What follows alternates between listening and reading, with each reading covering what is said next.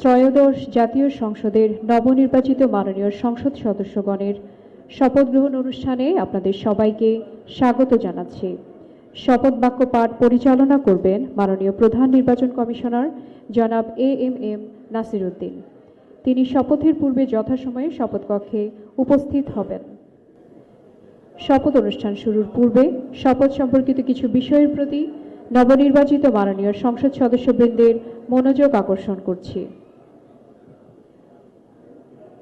শপথপত্রের dot চিহ্নিত স্থানে নামের জায়গায় মাননীয় সংসদ সদস্যগণকে নিজ নিজ নাম উচ্চারণ করার জন্য অনুরোধ জানাচ্ছি।